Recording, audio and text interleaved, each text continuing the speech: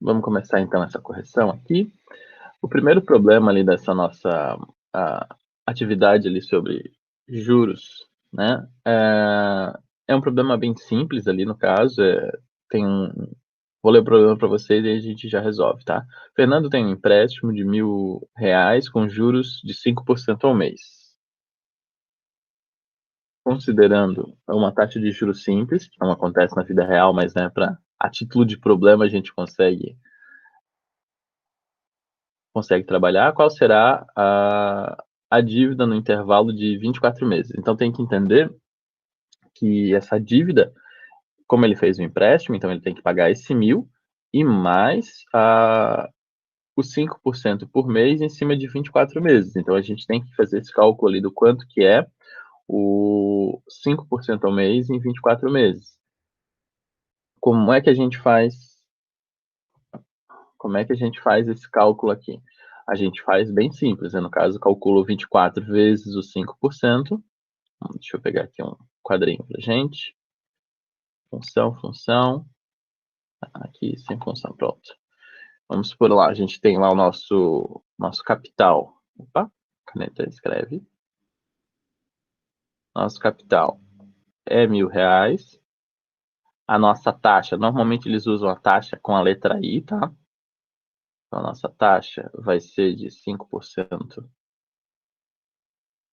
ao mês. É importante colocar sobre que intervalo, que às vezes é sobre o ano, às vezes é sobre o trimestre, sobre o bimestre, mas em geral aqui a maioria dos problemas eu coloquei mensal, então 5% ao mês, e a gente tem o tempo ali no caso, o tempo vai ser de 24 meses. Meses aqui vai ficar horrível, vou escrever com outra letra.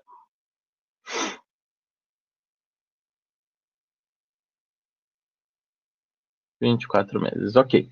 O que eu tenho que fazer? A nossa fórmula principal ali, ó, é o montante vai ser igual ao capital mais os juros. Como é que a gente calcula os juros? Nesse caso aqui, eu vou ter que fazer 5% vezes o 24, vezes o nosso capital aqui, e depois eu vou somar com o nosso capital para saber quanto que vai ser a dívida, tá? Então, vamos fazer aqui, ó, o 5 vezes o 24 dá 96. 96? Não, dá aliás, 120, né? Então, vamos lá. Deixa eu apagar aqui. Então, a gente vai lá. O nosso montante vai ser o 1.000 mais 1.000, que no caso é o nosso capital, vezes o juro, que é 5%. Então, aqui no caso, os 5% vezes o 24. Desse lado aqui, ó, 24 vezes 5 dá 120. E 120 dividido por 100 vai ficar 1,2. Então, na verdade, vai ficar 1.000 vezes 1,2. Coloca mais o 1.000. O montante vai ser 1.000 mais 1.200.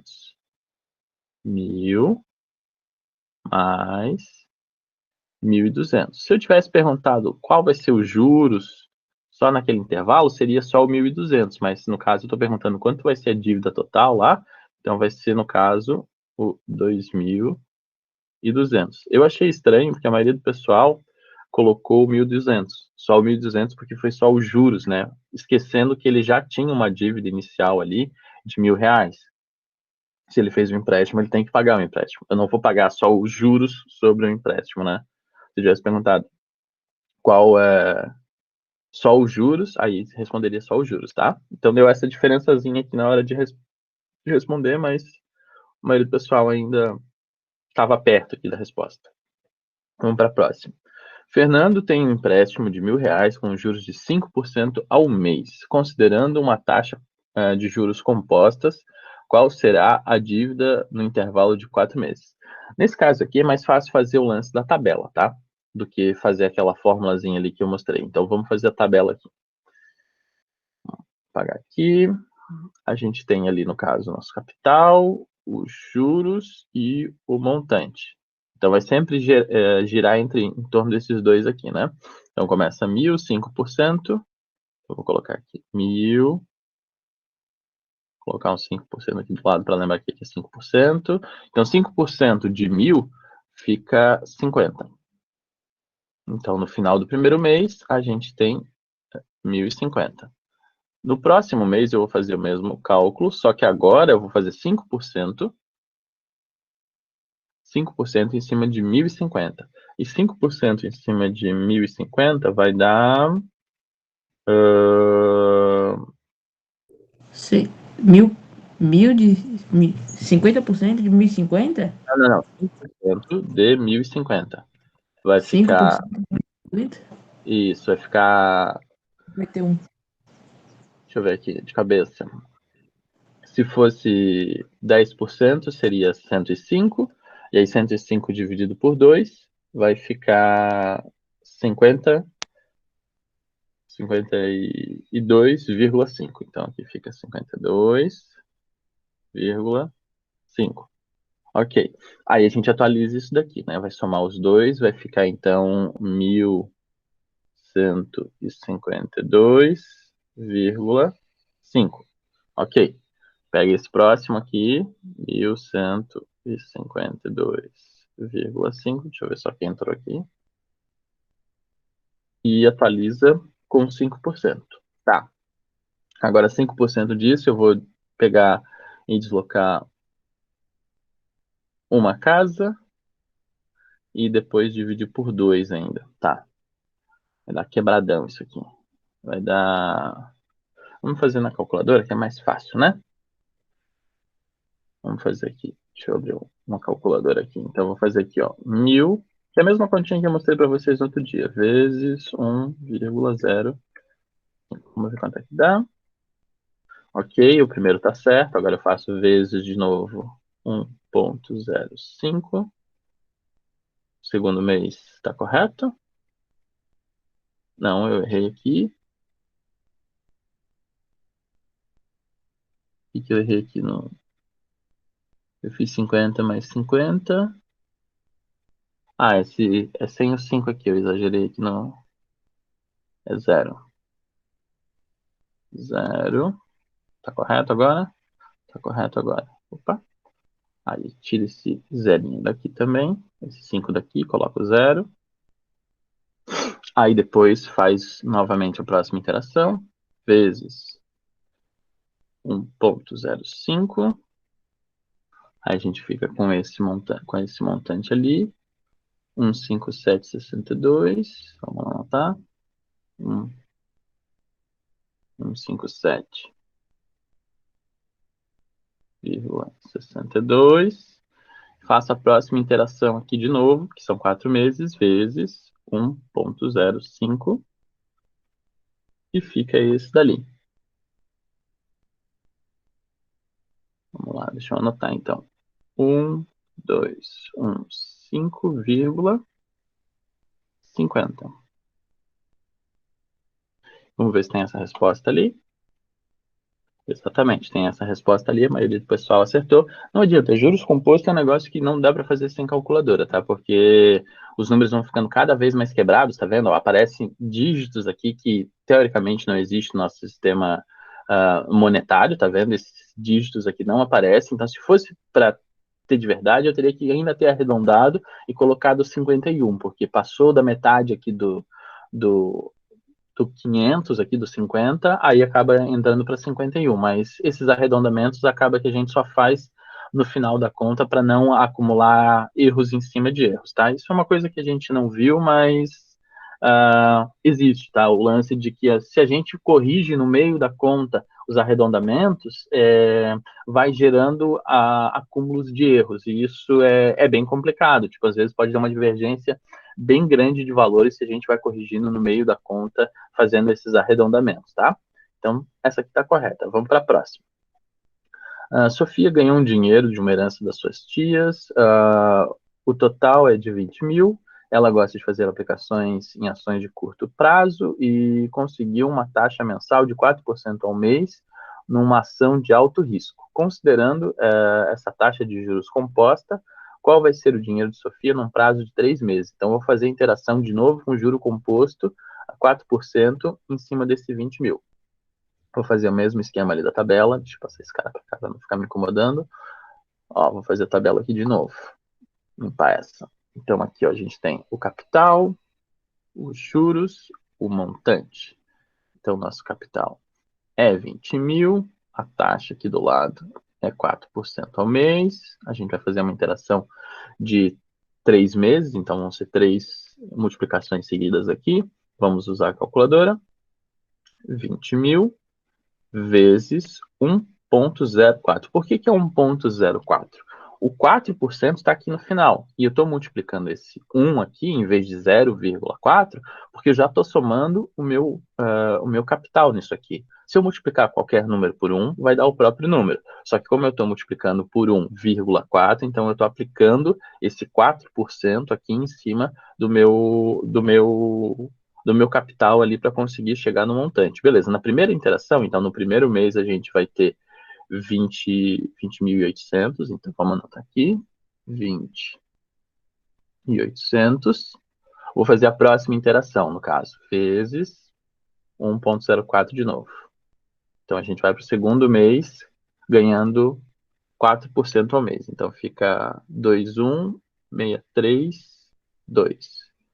2.163.2 e faço mais uma interação vezes 1,04. A gente vai para o terceiro mês e fica esse valor aqui, 22.497,28. 22.497,28. Tá, aqui ficou meio apertado. Tudo bem. A gente tem ali que a maioria do pessoal realmente acertou essa interação aqui, 80% do pessoal acertou. Tranquilinho. Vamos para a próxima aqui. As próximas já são de juros simples, eu acho que é bem mais fácil. Priscila ganhou uma indenização de acidente de trabalho, a indenização foi de 30 mil.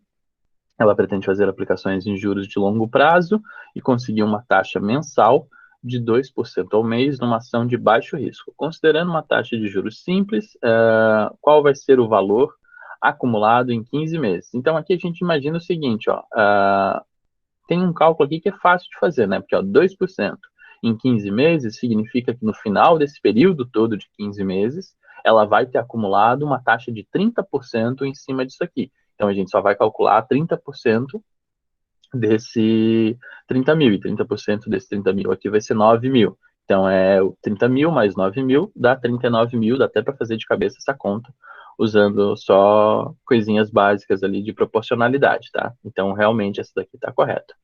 E a última questão é uma questão mais conceitual, né? O que seria o montante, né? Qual a afirmação que seria correta? O montante é igual ao capital mais os juros, que foi uma fórmula que eu usei ali também, tá?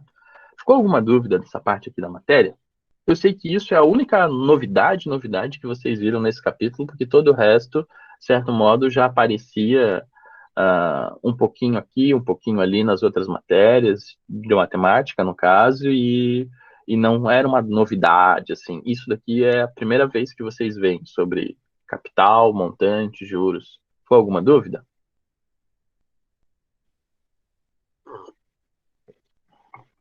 Não? Beleza. Uma outra coisa também que é importante é que matemática financeira não é só isso, tá? Matemática financeira tem muito mais outros recursos. Basicamente, ela está pautada em cima dessa fórmula ali sobre juros e sobre descontos. Aí, o que vai acontecer? Nem sempre, quando eles vão aplicar o lance de juro composto, eles aplicam da mesma maneira que a gente aplicou ali. Tem tabelas que eles fazem que é para dividir um valor final, um valor assim, vamos supor, a pessoa vai pagar em um ano uma taxa de tantos por cento de juro composto. Só que em vez de ir aumentando esses juros no decorrer do ano, eles calculam todo o que a pessoa vai pagar naquele final daquele tempo ali, vamos supor, se fosse 1% ao mês, durante 12 meses, ia dar mais do que 12%, ia dar tipo uns 15% mais ou menos. Eles pegam esse valor total e dividem em 15 pedaços e fazem uma tabela para a pessoa pagar sempre o mesmo valor. Então, assim, é engraçado, porque mesmo sendo juros compostos, as pessoas querem pagar a mesma quantidade todo mês, sendo que, na verdade, essa quantidade vai aumentando. Quanto mais tempo você passa para pagar alguma coisa com juro composto, maior vai ficando a sua dívida, né? E no mercado se faz a ideia de que você, mesmo usando juros compostos para cobrar as pessoas, você tem que dividir em parcelinhas iguais para que as pessoas não acham que estão se sentindo prejudicadas. Então, o jeito como eles fazem no mercado para a coisa ficar mais suave psicologicamente para a pessoa é que eles calculam o total dos juros no final do período e dividem todo os juros ali que a pessoa vai ter que pagar nesse intervalo de tempo para que a pessoa não sinta que está pagando tanto e não se sinta prejudicada e assuma aquela dívida, assuma aquele empréstimo e fique tudo bem. Ah, tá, então eu vou pagar isso todo mês, tá tudo certo, não vai aumentar a prestação, ok. Né? Tipo, se não vai aumentar, mesmo que seja muito caro, tá tudo certo. Beleza, vamos agora passar um pouquinho e fazer uma revisão desse capítulo aqui, ver se ficou alguma dúvida. Deixa eu voltar aqui antes da gente encarar a nossa parte de função, proporcionalidade. Tá. Perguntas gerais desse capítulo aí, vocês podem fazer agora, senão eu vou acabar puxando um tópico ou outro aqui para a gente ir conversando. Alguém tem alguma pergunta? Assim, eu não sei direito o que é tal coisa. Fala, Thiago. Eu não tive nenhuma dúvida, não. Tranquilo? Uhum. Mais ninguém aí, pessoal? Tipo, já estudaram para a prova? Ou vai deixar para se fazer isso amanhã de noite, no último minuto, assim, antes de dormir, para vir a inspiração? Não? Tá. Então vamos lá, vou puxar uns assuntos aqui então para ver se vocês estão afiados. Parte inicial aqui do capítulo ele faz essa motivação sempre do que é isso, o que é aquilo. Razão. A gente estuda desde o sexto ano, até antes, da verdade, né? Razão é uma fração, ponto. Tá? Tipo, quando a gente fala, é a razão. Qual é a razão? Qual é a fração que vocês têm que pensar, tá? Razão é isso. Proporção vai ser comparação de duas frações. A gente vai ter duas frações que são equivalentes, que estão escritas do lado oposto ali de uma igualdade, e isso vai se transformar numa equação. Normalmente a galera fala de regra de três. O que seria a regra de três? A gente tem três números: 2, 4, 8, x. Tem três números e eu quero achar o quarto número. Então, eu tenho que fazer que isso daqui seja proporcional. Então, 2 está para 4, assim como 8 está para x. Que número que vai aqui no lugar do x? De cabeça, assim, rapidão.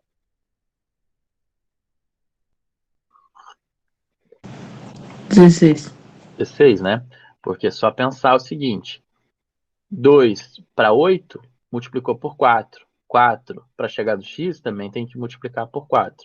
Então, é 16. Pronto, tá? Claro, a gente pode fazer o lance de simplificar essa fração, multiplicar cruzado, chegar no resultado, mas acaba sendo a mesma coisa. E esse tipo de conta, a nossa cabeça procura o padrão na hora para resolver, sem que a gente pense, entendeu? Só o fato da gente ter batido o olho nisso aqui, a gente já quer saber qual é o valor do X, porque a gente foi treinado para chegar em qual é o valor do X e entender aqui quais são as proporções, tá? Isso é meio louco, a gente faz às vezes sem nem perceber que está fazendo, tá? Beleza. Então, aparece, então, proporcionalidade é aquilo ali, né? É só multiplicar cruzado e chegar no resultado. Aí ele aparece aqui, faz um monte de blá blá blá, IMC, que é um troço que a gente não viu ali. Aí ele fala aqui das regras de proporcionalidade, que é só multiplicar os meios pelos extremos. Lembrar que a gente tem a palavra extremos como o primeiro aqui, o 2 e o x, e o meio como o 4 e o 8, né? Porque no meio do caminho da leitura a gente sempre lê aqui, ó, tipo 2, 4, 8, x. Então o primeiro é o 2, o último é o x. O 4 e o 8 estão no meio, então são os meios, né? Beleza, então é um monte de palavrinhas ali diferentes, mas para falar a mesma coisa que a gente já está acostumado. Aí aqui ele fala o lance da aplicação de escala. O que seria escala? Escala é uma proporção prefixada né, uma razão pré-fixada que você vai medir as coisas a partir daquilo ali. Então, vamos supor, ele está falando, a escala de um mapa é tal. A escala de... A escala de um mapa é o clássico, né? A escala que aparece a região metropolitana do Pará e está falando aqui, ó, que é 1 para 1 milhão. Então, se eu inventar de colocar centímetro aqui, então a cada 1 centímetro aqui no meu mapa vai virar 1 milhão de centímetros na realidade. Aí eu posso transformar esse milhão aqui de centímetros em metros, pode transformar em quilômetros, e aí a gente tem uma ideia melhor de proporção, né, de quanto que esse mapa aqui consegue mapear, quanto esse mapa consegue representar para a gente. E aí a gente tem que lembrar também que, assim, ó, deixa eu puxar aqui o quadrinho. No lance de escala, quando a gente tem, assim, ó, um número desse formato, ele está ampliando, porque o primeiro número sempre vai representar o desenho. Então, aqui no caso, fictício, né? Então, aqui é o desenho, ou a representação. E essa parte aqui vai representar o mundo real, que não é o mundo do Stranger Things. Mundo real. Beleza. Tá, então, no caso aqui, como o mundo real é maior do que o desenho, significa que a gente está reduzindo o nosso desenho com uma escala de 1 para 200. Se fosse ao contrário, se o primeiro número fosse maior do que o segundo, vamos supor aqui, eu tenho uma escala de 50 para 1. Por exemplo, essa escala aqui poderia ser para desenhar uma parte de um inseto, porque ampliou 50 vezes, deu um zoom de 50 vezes na representação. E se a gente tivesse uma escala de 1 para 1, o que é essa escala? O que vocês acham que é essa escala aqui de 1 para 1? Igual para igual? Igual para igual, tipo uma foto do tamanho real. Então, aqueles banners que aparecem lá na frente do cinema, lá da pessoa do tamanho real, lá, ó, aparece o Thor de tamanho real lá na frente do cinema, é feito numa foto de uma proporção de 1 para 1. No caso, ela tem o mesmo tamanho do que a pessoa, tá vendo? Então, não tem uma ampliação, não tem uma redução, é simplesmente na escala de 1 para 1. Aqui, no caso, vai aumentar, e no caso anterior aqui, vai reduzir, né? Tá vendo? É bem intuitivo. E vocês que usam direto o celular para tirar foto e tal, vocês têm uma noção melhor sobre essa questão de proporcionalidade, porque, querendo ou não, quando você faz o zoom, um zoom de 2, um zoom de 3, um zoom disso, é tudo isso aqui, é tudo relacionado com escala, tá? Beleza. Deixa eu ver mais o que é interessante falar aqui. Não tem mais muita coisa, que é exercício. Basicamente, botar a mão na massa e fazer os exercícios sem muito mistério. Esse lance aqui do pi, a gente quase não viu, também porque a gente já viu no ano passado. Até pode ser cair uma questão ou outra, mas não tem grandes dificuldades, lembrar da fórmula. Isso daqui, ó, é uma coisa diferente que apareceu para a gente, falando de que existe uma proporção em todo triângulo que tem um ângulo de 90 graus e também tem um ângulo de 30 graus. Vamos lembrar o que é isso aqui. Se a gente tem um triângulo que é retângulo, o que é um triângulo retângulo mesmo? Que possui um ângulo reto. Isso, que possui um ângulo reto. Então a gente tem um triângulo que é retângulo. Esse ângulo reto não necessariamente precisa estar aqui embaixo, tá, pessoal? Ele pode estar desenhado lá em cima, pode estar desenhado aqui do outro lado, tanto faz. Mas normalmente a gente acaba colocando um triângulo retângulo assim. Se eu tenho um triângulo retângulo e ele tem um ângulo de 30 graus, vamos supor aqui que fosse 30 graus, existe uma regrinha de proporcionalidade entre os lados desse triângulo. Deixa eu colocar aqui 30 mais bonito. Vamos supor que desse lado aqui seja x. Se aqui é x, a hipotenusa, que é esse cara que é oposto ao ângulo reto, vai ser 2 vezes esse tamanho. Então, vou escolher um número para botar no lugar do x.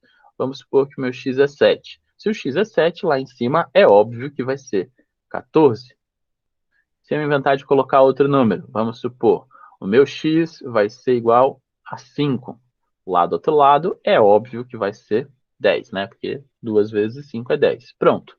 Então tem essa proporção aqui, em especial nesse triângulo retângulo que tem um ângulo de 30 graus. E como é que vai estar essa proporção? O ângulo de 30 graus vai ser metade do tamanho da hipotenusa. O ângulo de 30 graus, nesse caso aqui, vai ser o menor ângulo desse triângulo, porque se aqui é 90, aqui é 30, lá em cima, obrigatoriamente, tem que ser 60, né? Porque a gente sabe que a gente está trabalhando com um triângulo que tem a soma dos ângulos internos como 180, porque a geometria que a gente trabalha é a geometria euclidiana, não é outro tipo de geometria, e obrigatoriamente lá tem que ser 60. Tá, esse aqui é 30, esse é 90 e esse é 60. O menor dos ângulos é o 30. Então, o menor dos ângulos enxerga o menor dos lados. Isso a gente já viu no ano passado, quando a gente estava vendo o lance de triângulo, tá? Então, ó, o menor dos lados de um triângulo retângulo que tem 30 graus vai ser metade do tamanho da hipotenusa. Isso vai ser importante, porque quando a gente for ver trigonometria, essa mesma proporção aqui vai aparecer e a gente vai começar a calcular várias coisas a partir dessa proporção aqui de saber que esse cara aqui é metade desse daqui, então piriri, parará, parará, parará. Aí a gente consegue chegar em outras afirmações depois disso aqui. Beleza, vamos continuar aqui, que é bem simples, tá? Se vocês forem olhar os exercícios, isso aqui é ridículo de fácil para fazer. Inclusive, aparece no IFSC questões assim que parecem muito complicadas, mas que são super fáceis. Olha só, o aviãozinho, a gente tem a hipotenusa como 5.000. Aqui tem um ângulo de 30 graus, então significa que esse daqui vai ser o menor lado do triângulo.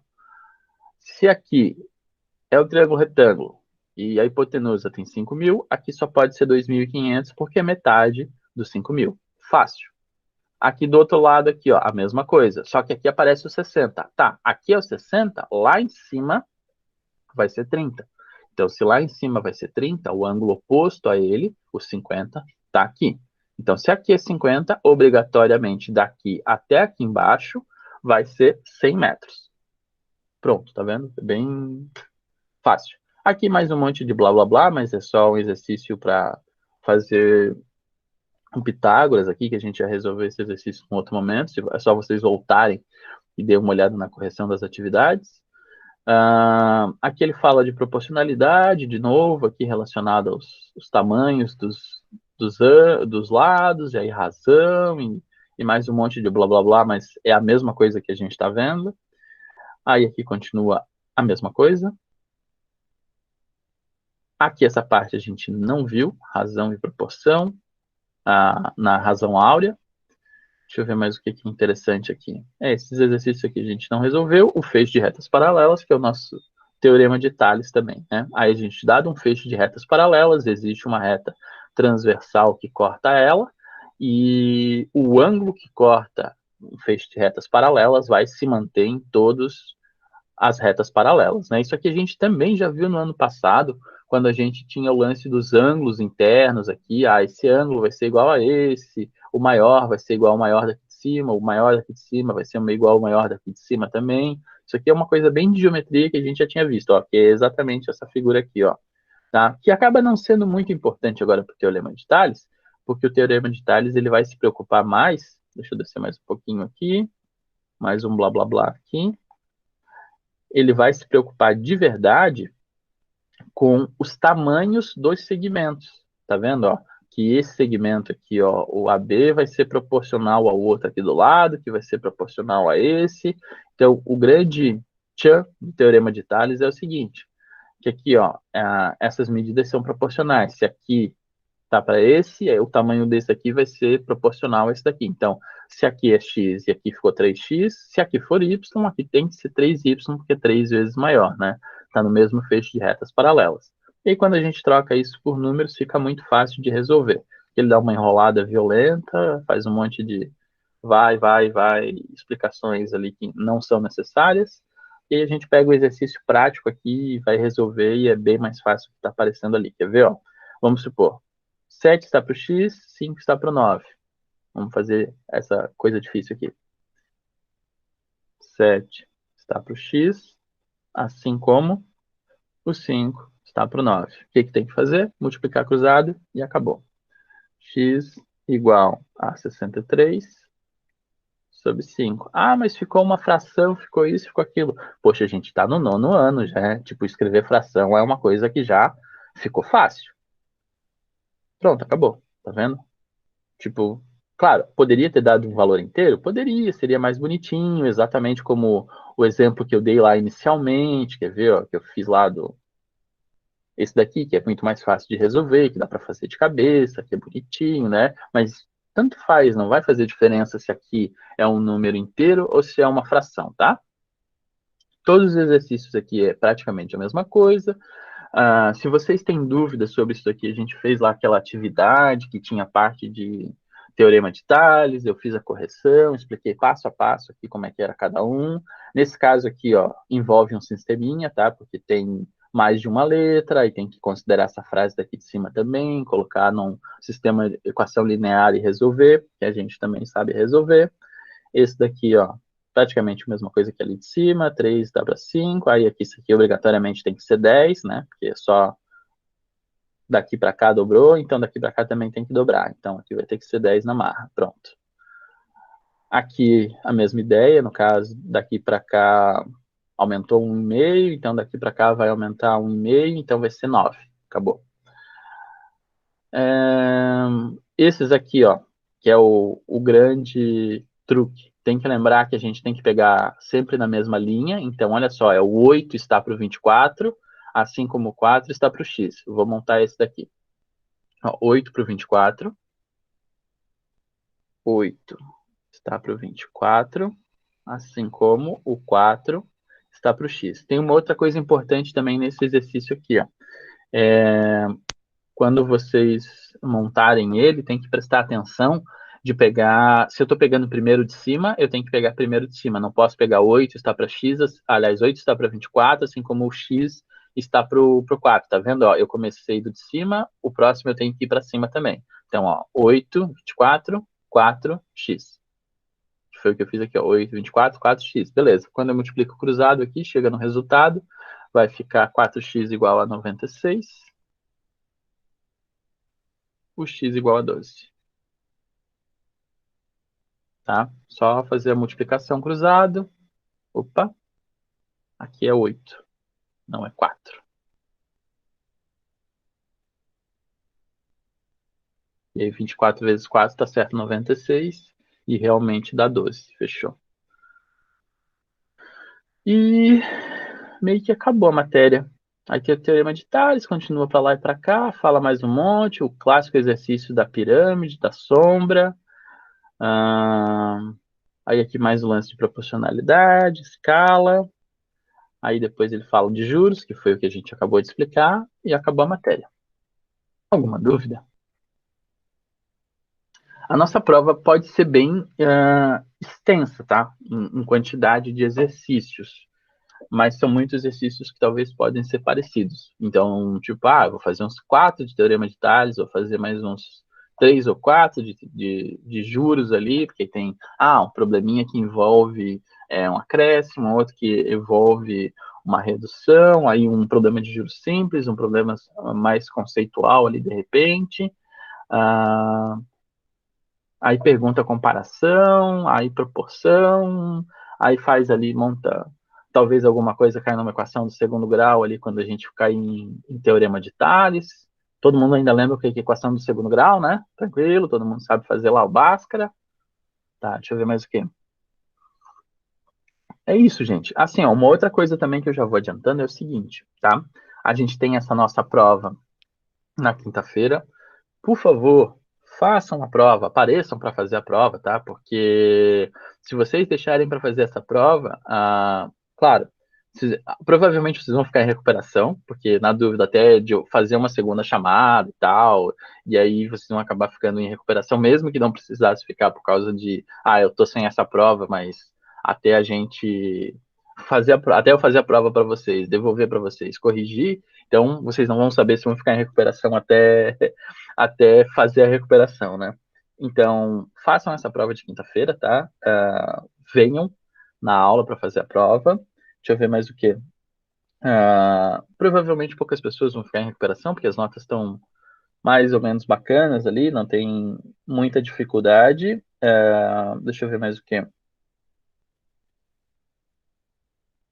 A gente já está entrando praticamente no último trimestre, né? Porque depois da recuperação ali, a gente já está começando o capítulo ali de função, e depois de função, se vocês olharem, a gente ainda tem a parte de essa geometria da semelhança que a gente vai acabar não estudando, porque é meio bobinha, é só geometria chatinha que nunca ninguém pergunta e é que é uma coisa extremamente intuitiva. A gente vai acabar caindo aqui direto para o lance da trigonometria, depois ver um pouquinho de círculo, que a gente já viu no ano passado, depois ver um pouquinho sobre grandeza e medida, que é o lance de área e volume, isso e aquilo que a gente também já viu, e um pouquinho de probabilidade que a gente também já viu. Então, assim, matéria nova, vamos terminar de ver o lance de função, e vamos terminar de ver o lance de trigonometria, que é matéria nova. Todo o resto, vocês já viram nos outros anos, tá? Então, assim, até o final do ano, não é para ser muito difícil, tá? É um lance bem rapidinho e passa bem rápido.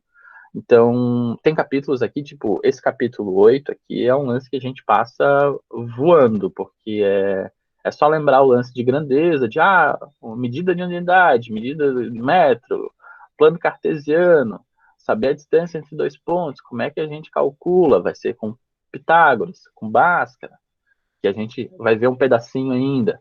Aí, mas é tudo muito simples, tá? É realmente um lance que vocês não vão ter dificuldades, porque a gente já viu a maioria daquelas coisas ali de forma bem mais pesada, no sentido de mais tempo, e é bem mais tranquilo. Mais alguma pergunta, pessoal? Fechou, né? A gente não tem mais nada para falar hoje, estudem para a prova. Se vocês tiverem ainda alguma dúvida, me mandem dúvida por e-mail, por favor, não vai mandar tipo 7 horas da manhã de quinta-feira antes da prova, porque aí fica difícil de responder, né? Mas estudem um pouquinho hoje, amanhã eu ainda respondo alguma coisa e na quinta-feira a gente faz a prova. Fechou aí, pessoal? Tchau, tchau. Falou, Jonathan.